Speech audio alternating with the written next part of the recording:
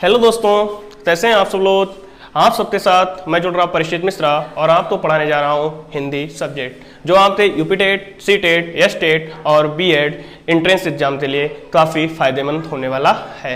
तो आज आप देख रहे होंगे तो यहाँ पर लिखा है विराम चिन्ह। इससे पहले आपको लास्ट वीडियो में मैंने बताया था कि किस तरीके से रात्रित्या टाइप होते हैं।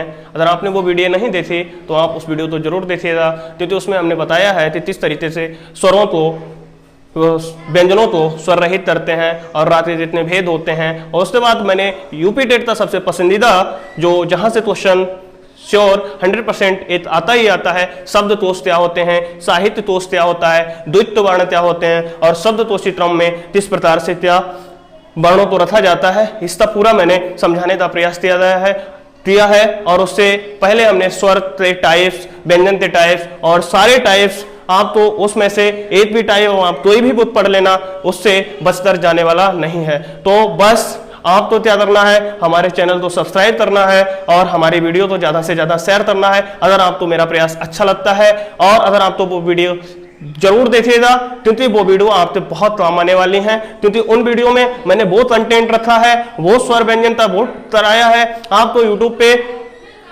मिलने वाला नहीं है। ये मेरा वादा है। आप देखिएगा उन वीडियो को, निश्चित तौर पे आपको उसमें से 2 या 3 क्वेश्चन सी टेट में, यूपी टेट में, एस टेट में या एंट्रेंस एग्जाम में मिलने वाले हैं।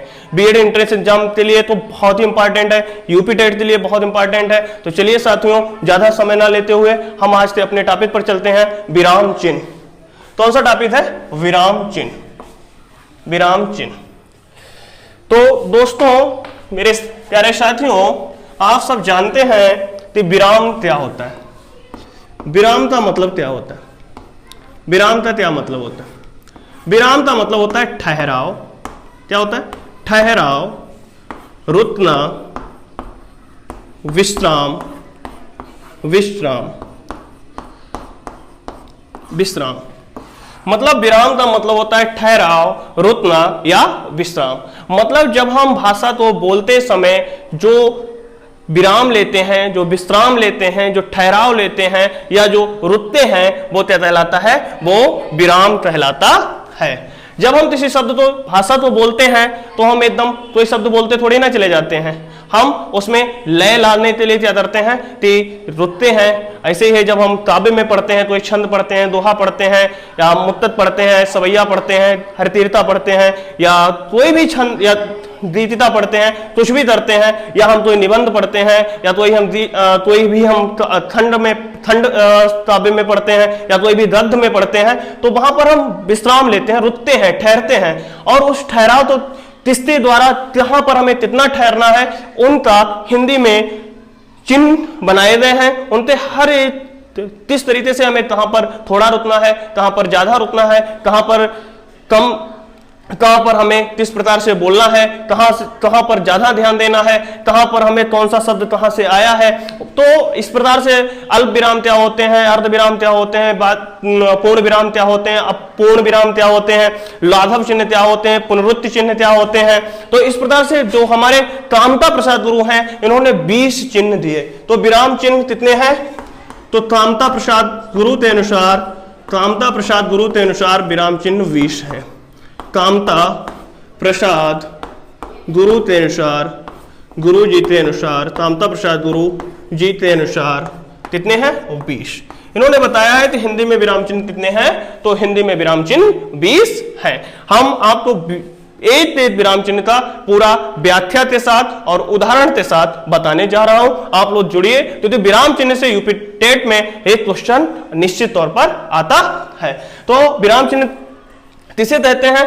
कि जब हम भाषा को बोलते समय कुछ ना कुछ विराम लेते हैं, विश्राम लेते हैं, तो वो लेते हैं और जिस चिन्ह का किस प्रकार से प्रयोग हुआ है वहां पर उतना ही विराम लेते हैं। तो हम समझ चुके हैं कि मौखिक भाषा में विराम क्या होता है। क्योंकि मैंने बताया भाषाएं 3 प्रकार की होती हैं। सांकेतिक भाषा में हमें जरूरत नहीं होती है। मौखिक भाषा में क्या होता है? मौखिक भाषा में हम जो रुकते हैं या विश्राम लेते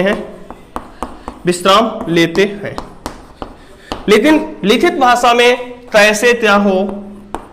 लिखित भाषा लिखित भाषा में हमें पता कैसे चलेगा कि हमें किस जगह पे कितना रुकना है, उसके लिए चिन्हों का प्रयोग किया जाता है। तो लिखित भाषा में विराम चिन्हों का प्रयोग किया जाता है। विराम चिन्हों का प्रयोग किया जाता है। तो मेरे प्यारे साथियों, आप जानते हैं कि लिखित भाषा में किसका प्रयोग किया जाता है? विराम चिन्हों का प्रयोग किया जाता है। तो विराम चिन्हों की संख्या क्या है? मोस्ट इंपॉर्टेंट है। कामता प्रसाद गुरु ने 20 विराम चिन्हों को बताया है। हिंदी का पाणिनि किसे कहा जाता? हिंदी का व्याकरण किसे कहा जाता है? हिंदी का व्याकरण कौन है? तो हिंदी का व्याकरण हमारे कामता प्रसाद गुरु जी हैं। हिंदी का पाणिनि कौन है? तो हिंदी का पाणिनि हमारे कामता प्रसाद गुरु जी है। और इन्होंने कौन सा ग्रंथ लिखा? तो इन्होंने व्याकरण लिखा। हिंदी में व्याकरण किसने लिखा? तो हिंदी में व्याकरण कामता प्रसाद गुरु जी ने लिखा है। ये सब हम आपको अपनी लास्ट वीडियो में बता चुका हूं। पिछली की वीडियो देखिए, ये सब जानने के लिए व्याकरण क्या है, किस प्रकार से शब्द आए हैं, वर्ण कैसे है, तो पूरा का पूरा हमने समझाने का पीछे प्रयास किया है। तो चलिए आगे चलते हैं। नंबर 1 अल्प विराम। नंबर 1 क्या है हमारा? अल्प विराम। अल्प विराम। तो साथियों, पहला विराम चिन्ह क्या होता है? अल्प विराम।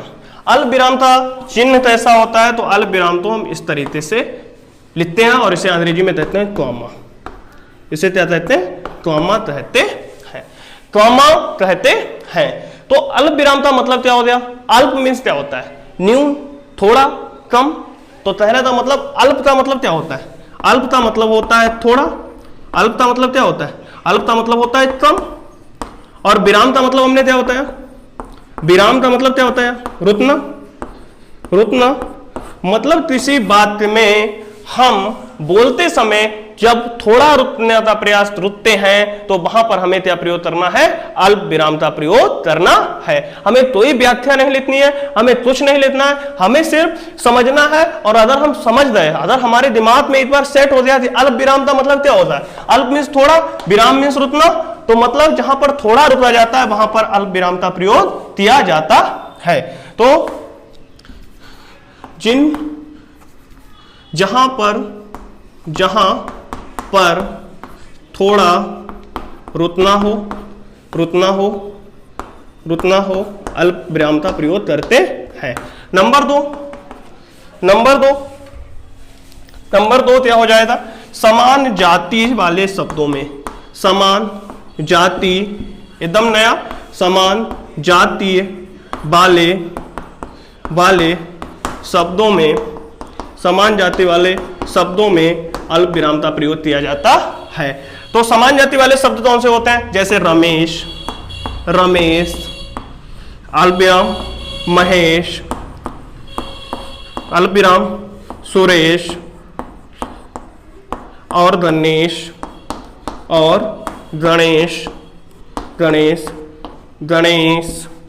स्कूल जाते हैं। तो मैंने देखा कि ये कैसे हैं? तो ये सभी मनुष्य हैं। और एक जाति, समान जाति मतलब, समान जाति का मतलब कहने का मतलब एक ही कैटेगरी थे। एक ही रमेश महेश क्या है? ये मनुष्य हैं। जैसे सीता गीता और बबीता स्कूल जाती है। और बबीता स्कूल जाती है। जैसे अल्प विराम में और उदाहरण देख लेते हैं। बहुत सिंपल, पूरा कॉन्सेप्ट आपके समझ में आ जाए, उसके बाद कहिए तो समझाया है। तो उसके बाद अगर हम देख लेते हैं, जैसे कि रमेश बाजार से टमाटर अल्प विराम भिंडी अल्प विराम आलू अल्प विराम मूली प्याज लाया। तो यहाँ पर समान जाति वाले वर्ण हैं, समान जाति वाले शब्द हैं, लाया समान जाति वाले शब्द हैं। तो कौन कौन से? टमाटर, भिंडी, आलू, मूली। तो यहाँ पर हमने अल्प विराम का प्रयोग किया है। तो मैं आशा करता हूं कि आपके समझ में अल्प विराम का कोई भी कंफ्यूजन रहने वाला नहीं है। अब आगे देखिए हम और उदाहरण आपको दिखाते हैं, इसका आप देख लीजिएगा, स्क्रीनशॉट ले लीजिएगा। तो समान जाति वाले शब्दों में हम प्रयोग करते हैं, और जहां पर थोड़ा रुकना हो वहां पर हम क्या करते हैं, वहां पर हम अल्प विराम का प्रयोग करते हैं। उसके बाद क्या करना है, उसके बाद जैसे विराम की महत्वता होती है, जैसे हमने लिख दिया रोको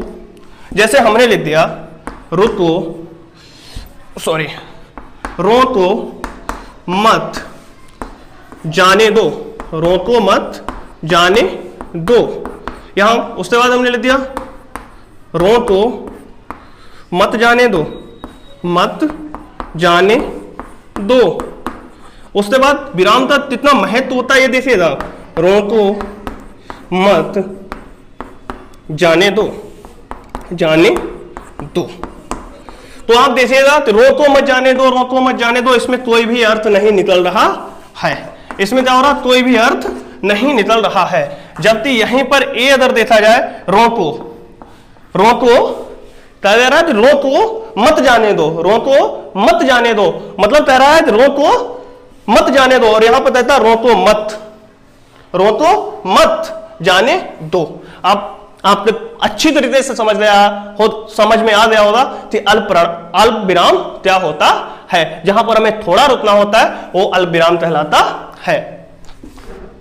आता है हमारा अर्ध विराम, उसके बाद क्या आता है अर्ध विराम।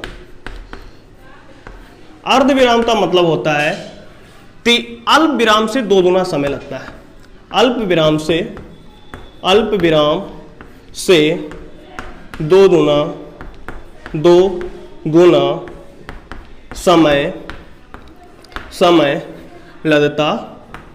समय लगता है। इसका चिन्ह क्या होता है, तो अल्प विराम का चिन्ह होता है इस तरीके से, ऐसे, मतलब ऊपर एक बूंदा और इस तरीके से। जैसे अल्प विराम में क्या होता है, अल्प विराम से 2 गुना समय लगता है अर्ध विराम में। अर्ध विराम में क्या होता है, इसमें हम अल्प विराम से ज्यादा समय लेते हैं। दूसरी चीज क्या होती है कि एक बात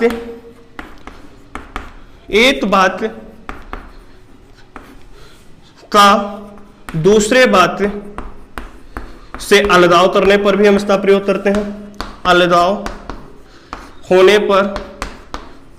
पर भी इसका प्रयोग करते हैं। एक बात का दूसरे बात से अलगाव होने पर भी हम प्रयोग करते हैं। जैसे राजनी आई, राजनी के आते ही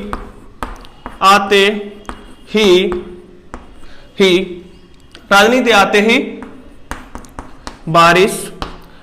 आते ही बारिश शुरू हो गई।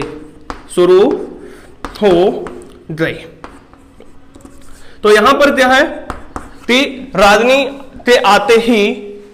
के आते ही फिर हम रुक गए और हमने क्या किया, बारिश शुरू हो गई। तो यहां पर 2 बातों में क्या हो गया, अलगाव हो गया, बीच में रुक गए, मतलब एक बात इधर हो गया, एक बात इधर हो गया, और जो ये चिन्ह लगा है ये क्या कहलाता है, ये अर्ध विराम कहलाता है। ये क्या कहलाता है, अर्ध विराम कहलाता है। तो अब अगर आपके समझ में नहीं आया तो एक उदाहरण और लिख लीजिएगा, एक उदाहरण और, उदाहरण नंबर 2। सूर्योदय होते ही सूर्योदय होते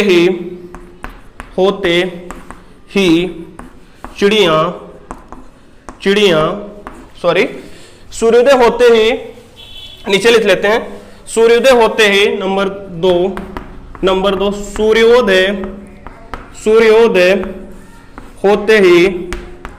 होते ही, और यहां पर अल्प विराम, चिड़ियां चहचहाने लगी,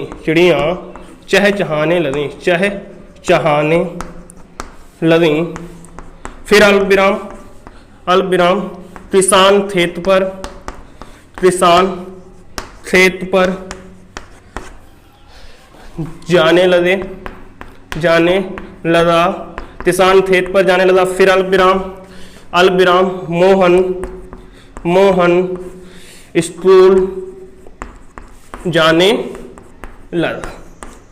तो वहां पर आप देख रहे हैं तो मैंने कितने अल्प विराम का प्रयोग किया, सब बात में अलगाव हो रहा, सब बात जुड़ रहे, तो सूर्योदय होते ही यहाँ पर अल्प विराम, चिड़िया चहचहाने लगी, यहाँ पर अल्प विराम, किसान खेत पर जाने लगा, यहाँ पर अल्प विराम का प्रयोग सॉरी अर्ध विराम का प्रयोग किया है। किस विराम चिन्ह का प्रयोग किया, तो अर्ध विराम चिन्ह का प्रयोग किया है। और अर्ध विराम चिन्ह ऐसा होता है, तो ये होता है अर्ध विराम का चिन्ह क्या होता है, तो अल्प विराम के ऊपर हल्की बिंदी रख दी जाती है और वो अर्ध विराम कहलाता है। और अल्प विराम से ज्यादा हमें जहां पर उतना होता वहां पर हम अर्ध विराम चिन्ह का प्रयोग करते हैं। तो मुझे आशा है कि आप तो पूरा का पूरा अर्ध विराम समझ में आ गया होगा। चलिए आगे चलते हैं नेक्स्ट थर्ड स्टेप पे।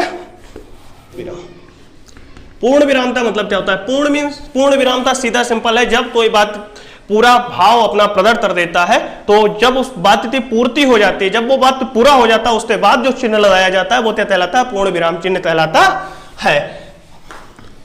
बात की समाप्ति पर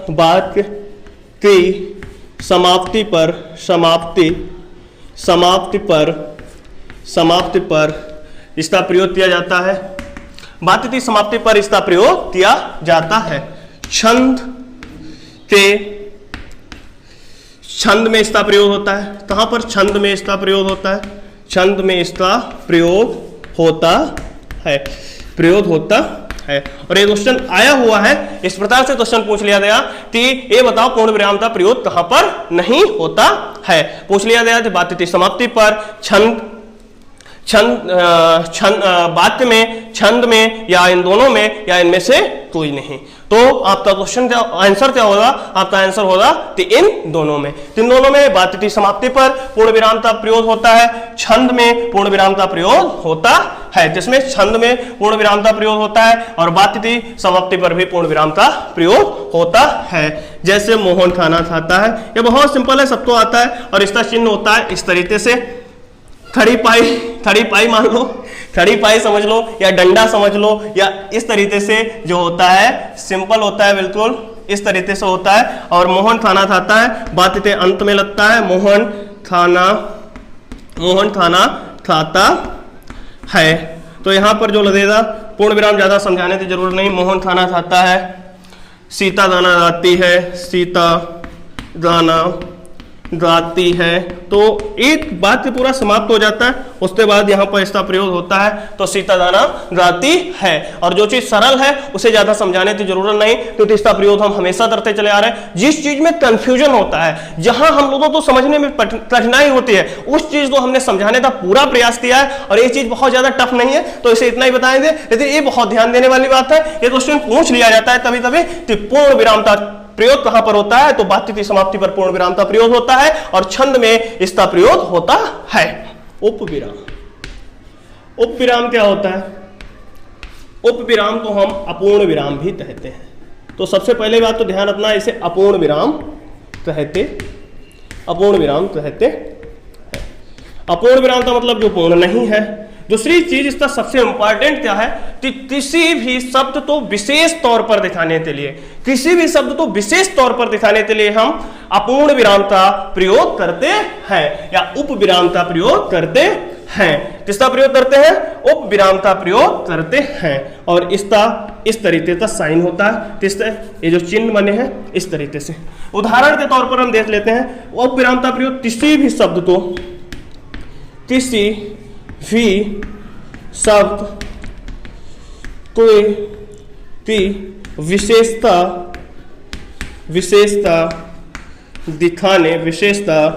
दिखाने या प्रकट करने के लिए, या प्रकट करने के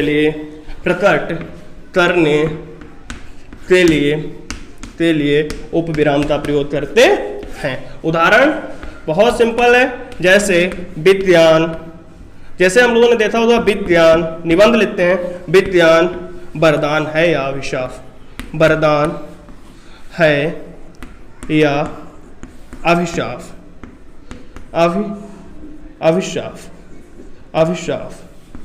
अभिशाप। जैसे हमने लिखा दहेज प्रथा एक अभिशाप,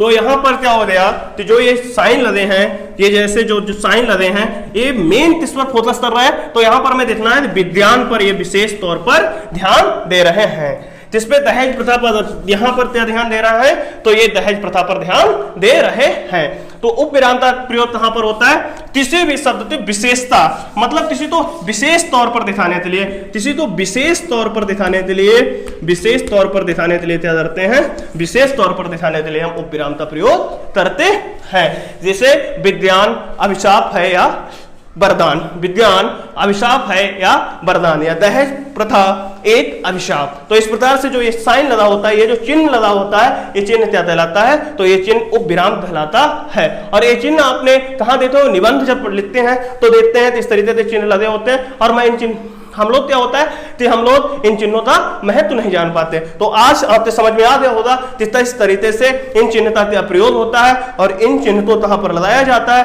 और इन चिन्ह की क्या विशेषता होती है।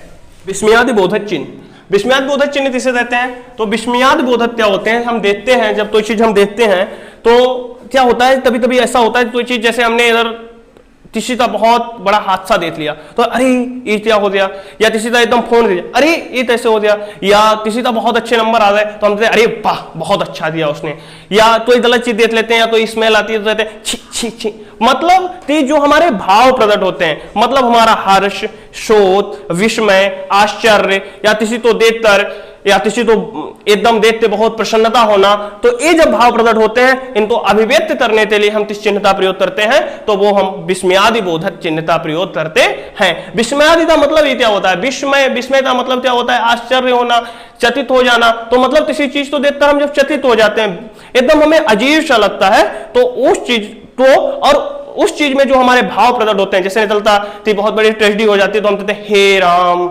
या किसी को हम संबोधन करते हैं तो हम कहते हैं हे मोहन, संस्कृत में करते हैं तो संबोधन चिन्ह भी इसे कहते हैं। इसे क्या कहते हैं, इसे संबोधन चिन्ह भी कहते हैं। तो इसे संबोधन चिन्ह भी कहते हैं, संबोधन चिन्ह भी कहते हैं, इसे संबोधन चिन्ह भी कहते हैं।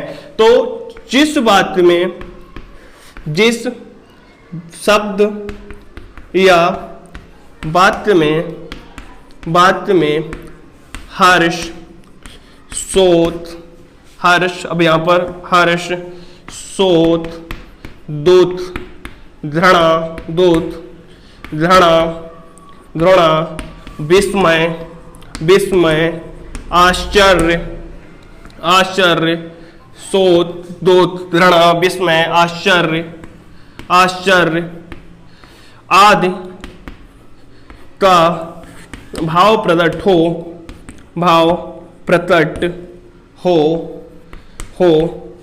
वहां पर विस्मयादि बोधक चिन्ह का प्रयोग करते हैं। वहां पर विस्मयादि बोधक चिन्ह का प्रयोग करते हैं, विस्मयादि बोधक चिन्ह का प्रयोग करते, विस्मयादि बोधक चिन्ह का प्रयोग करते हैं। कौन कौन से शब्दों के साथ दिया जाता है, तो जैसे हम करते हैं हे राम, हे राम, हे राम, यहां पर मारता एक्सक्लेमेशन कर दिया, छी छी छी छी छी छी, अरे अरे, वाह वाह वाह। तो ये सब में अरे है, वाह है, छी है, हे राम है, हे है, ओह है। तो आदि जितने शब्द हैं इनके साथ हम किसका प्रयोग करते हैं, तो विस्मयादि बोधक चिन्ह का प्रयोग करते हैं। जिस शब्द या वाक्य में हर्ष, शोक, दुख, विस्मय, आश्चर्य आदि का भाव प्रकट हो तो उनके साथ हम विस्मयादि बोधक चिन्ह का प्रयोग करते हैं। तो विस्मयादि बोधक चिन्ह का प्रयोग करते हैं। उसके बाद हम नंबर 6 पे चलते हैं। 6 क्या हो जाएगा हमारा, प्रश्नवाचक चिन्ह। प्रश्नवाचक चिन्ह, प्रश्नवाचक चिन्ह का मतलब क्या होता है, प्रश्नवाचक, प्रश्न जिस बात में प्रश्न पूछे जाते हैं। प्रश्नवाचक चिन्ह, इंटरोगेटिव साइन, इंट्रोगेटिव साइन सब जानते हैं। नंबर बहुत सिंपल है। प्रश्नवाचक चिन्ह में क्या होता है, जैसे हमने पूछा मोहन कहाँ जाता है, इसके बाद में अंत में जो चिन्ह लगता है वो कौन सा चिन्ह लगता है, तो वो प्रश्नवाचक चिन्ह लगता है। जैसे राम कहाँ पढ़ता है, या तुम्हें हिंदी कौन पढ़ाता है, तो तुम्हें हिंदी कौन पढ़ाता है, या तुम स्कूल कब जाते हो। तो इस प्रकार से जब हम तो इसी से, या तुम क्या खा रहे हो, तो इस प्रकार से जब हम तो एक प्रश्न पूछते हैं तो प्रश्न पूछते हैं और जिस बात में प्रश्न पूछे जाते हैं उसके अंत में प्रश्नवाचक चिन्ह का प्रयोग किया जाता है। और प्रश्नवाचक चिन्ह इस तरीके का होता है, प्रश्नवाचक चिन्ह इस तरीके का होता है। तो जिन बातों में कोई प्रश्न पूछा जाता है वहां पर प्रश्नवाचक चिन्ह का प्रयोग किया जाता है। प्रश्नवाचक चिन्ह का प्रयोग किया जाता है। प्रश्नवाचक चिन्ह ऐसा होता है, इस तरीके का होता है, किया जाता है। आप तो समझ में आ चुका हो गया किया जाता है। तो विस्मयादिबोधक चिन्ह क्या होते हैं, प्रश्नवाचक चिन्ह क्या होता है, जैसे राम, जैसे उदाहरण राम कहाँ जाता है, राम कहाँ जाता है, राम कहाँ जाता है। तो यहाँ पर जो लगेगा वो प्रश्नवाचक चिन्ह कहलाएगा। जैसे तुम हिंदी किससे पढ़ते हो, तुम हिंदी किससे पढ़ते हो, यहाँ पर क्या हो जाएगा, तो यहाँ पर हो जाएगा प्रश्नवाचक चिन्ह लग जाएगा। तो आप तो समझ में आ गया होगा विस्मयादिबोधक चिन्ह किसे कहते हैं, प्रश्नवाचक चिन्ह किसे कहते हैं। इसी क्रम में हम आगे चलते हैं और आपको बताते हैं। नंबर 7 आता है हमारा अवतरण चिन्ह। अवतरण चिन्ह या इसी तो कहते हैं उद्धरण चिन्ह,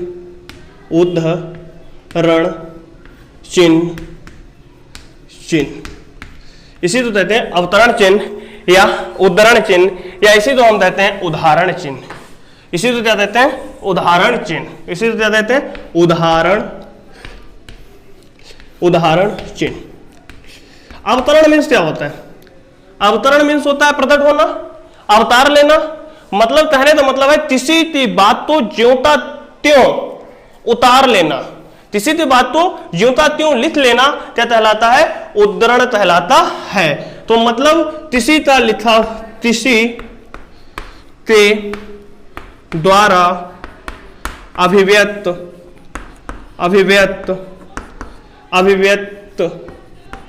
या बोले गए बात को ज्यों त्यों लिखना, उसके बाद जिस चिन्ह और उद्धरण चिन्ह तो ऐसा होता है। तो उद्धरण चिन्ह हम कहते हैं इन्वर्टेड कामाच। ये आप तो देख रहे होंगे इन्वर्टेड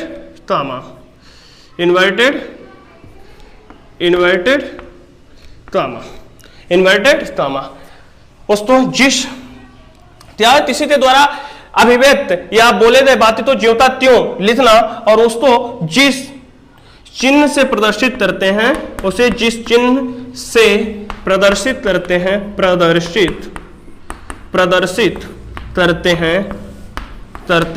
उसे क्या कहते हैं, तो उसे उद्धरण चिन्ह कहते हैं, उदाहरण चिन्ह कहते हैं, उद्धरण चिन्ह कहते हैं। जैसे कि बहुत सिंपल है उदाहरण, तुम मुझे खून दो मैं तुम्हें आजादी दूंगा। तुम मुझे खून दो मैं तुम्हें आजादी दूंगा, मैं तुम्हें आजादी दूंगा। तुम मुझे खून दो मैं तुम्हें आजादी दूंगा, किसका था, आजादी दूंगा।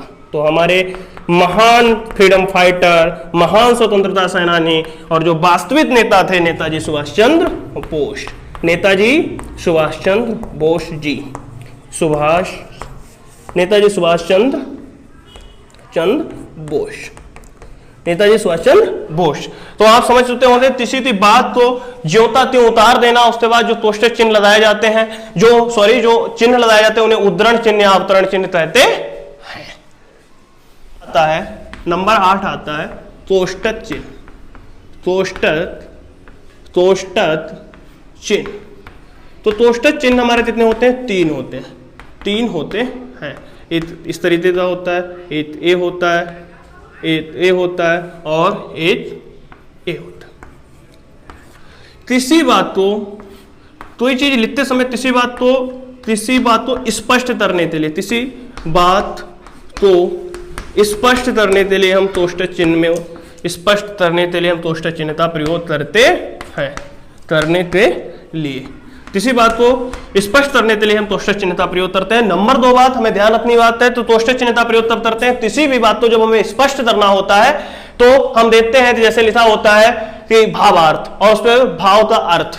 ठीक है, तो इसी प्रकार से जैसे हमने लिख दिया तोष्टक चिन्ह में क्या होता है, तोष्टक चिन्ह में किसी बात को स्पष्ट करने के लिए। और दूसरी चीज क्या होती है, तो इसे लिखती तोष्टक में लिखी हुई चीज को तोष्टक में लिखी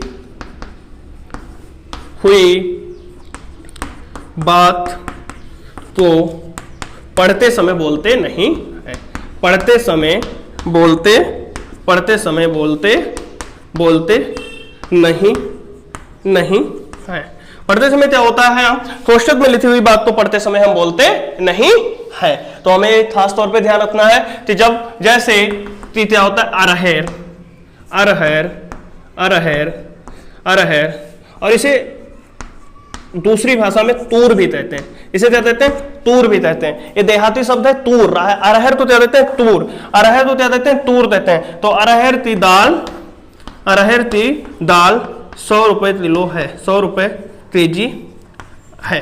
तो हमें आशा है कि ये जो ब्रैकेट में लिखा हुआ है ये बोलते नहीं है और ये अरहर का भाव स्पष्ट करते। ये देशी शब्द है, ये बोली हो जो हमारी राजस्थान की तरफ बोली जाती है अरहर की, तो इसे तूर भी कहते हैं। अरहर तो तूर भी कहते हैं। तो हमें यहाँ पर बोलना नहीं है, लेकिन हम समझ चुके कि जो चीज कोष्टक में लिखी जाती है वो किसी चीज का अर्थ स्पष्ट करने के लिए लिखी जाती है। तो हमारे 8 हो गए हैं। इसी क्रम में हम आगे चलते हैं। इसे कहते हैं योजक चिन्ह।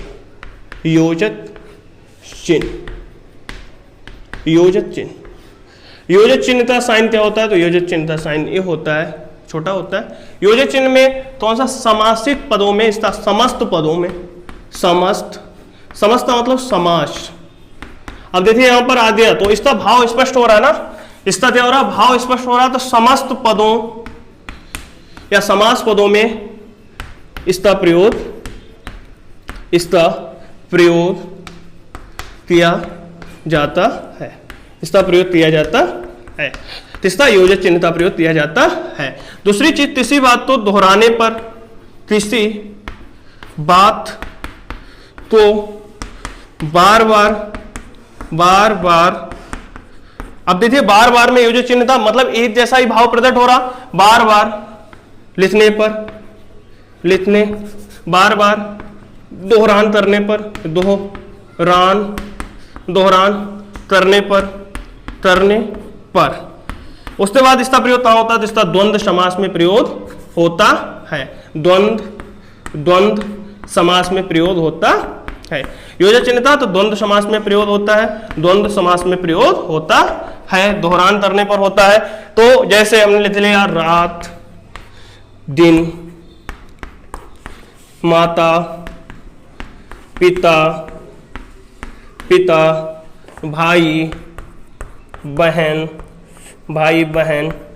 तो ये जितने भी यहां पर जो चिन्ह लगता है वो योजक चिन्ह कहलाता है। तो योजक चिन्ह किसमें लगता है? योजक चिन्ह समासित पदों में लगता है, समास में लगता है। कौन से समास में लगता है? द्वंद्व समास में लगता है। योजक चिन्ह में क्या होता है कि अगर किसी बात का दोहरान होता है तो वहां पर योजक चिन्ह का प्रयोग होता है। उसके बाद नंबर 10 पे हम चलते हैं। तो हमारे कौन से हो गए, ये चीज हमें ध्यान देने वाली बात है कि कौन से हो गए। तो हमारा अल्प विराम हो गया, अल्प विराम के बाद अर्ध विराम हो गया, अर्ध विराम के बाद पूर्ण विराम हो गया, पूर्ण विराम से अपूर्ण विराम हो गया, अपूर्ण विराम के बाद हमारा हो गया ये हो गया योजक चिन्ह हो गया। योजक चिन्ह के बाद हमारा उद्धरण चिन्ह कहां पर प्रयोग करते हैं वो हो गया, और उसके बाद प्रश्नवाचक चिन्ह हो गया। उसके बाद हम चलते हैं, इसे कहते हैं लाघव चिन्ह। लाघव चिन्ह का क्या मतलब होता है? इसका प्रयोग इसे कहते हैं शून्य लगा देते हैं। किसी के आगे जब हम शून्य लगा देते हैं वो लाघव चिन्ह कहलाता है, मतलब संक्षिप्तता प्रकट करने के लिए। तीसरी शब्द थी संक्षिप्तता, संक्षिप्तता लाने के लिए प्रयोग किया जाता है, लाने के लिए प्रयोग होता है। जैसे हम देखते हैं, जैसे हमने लिखा था डॉक्टर, डॉक्टर में क्या होता है, इस तरीके से लिख देते हैं, डॉक्टर ऐसे भी लिख देते हैं। जैसे हमने लिख दिया MBBS,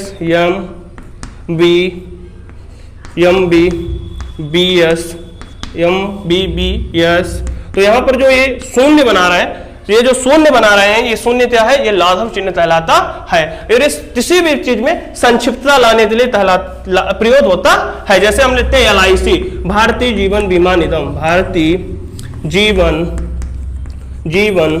बीमा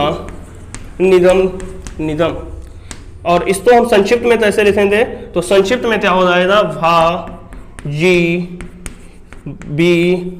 बी और नी।